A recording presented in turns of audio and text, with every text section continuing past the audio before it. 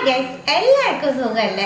നമ്മൾ നാടൻ രീതിയിൽ ഒരു കോവയ്ക്ക ഉപ്പേരിയാണ് കേട്ടോ റെഡിയാക്കാൻ പോണേ. ഇനി കോവയ്ക്ക വാങ്ങുമ്പോൾ ഇതുപോലെ ഒന്ന് റെഡിയാക്കി നോക്കും.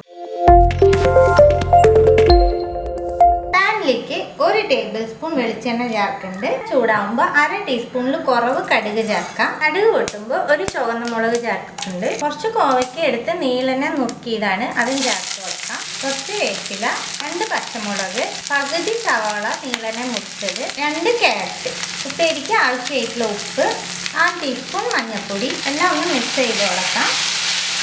ഇനി നമ്മൾ ഒഴിച്ച ഈ എണ്ണയിൽ ഒന്ന് ഫ്രൈ ആയിക്കോട്ടെ. അതിന് ശേഷം വെള്ളം ഒഴിച്ച് വേവിച്ചാൽ മതി. ഒരുപാട് സമയമൊന്നും വേണ്ട കേട്ടോ, 1 മിനിറ്റിന് താഴെ ഒന്ന് ഫ്രൈ ചെയ്തെടുക്കാം. എണ്ണയിൽ ഒന്ന് വാടി കിട്ടിയിട്ടാ ഇനി കുറച്ച് വെള്ളം തളിച്ച് കൊടുത്ത് നമുക്ക് വേവിച്ചെടുക്കാം. കഷ്ണം വേകുമ്പോഴേക്ക് നമുക്ക് നാളികേരം ചതച്ചെടുക്കാം. 1/4 കപ്പ് ചിരകിയ നാളികേരം ചേർക്കുന്നുണ്ട്. 4-5 ചെറിയ ഉള്ളി ചേർത്ത് ഇതൊന്ന് ചതച്ചെടുത്തിട്ട് വരാം. കഷ്ണം വെന്തതിന് ശേഷം നമ്മൾ ചതച്ച് വെച്ചേക്കണ അരപ്പ് ചേർക്കുന്നുണ്ട്.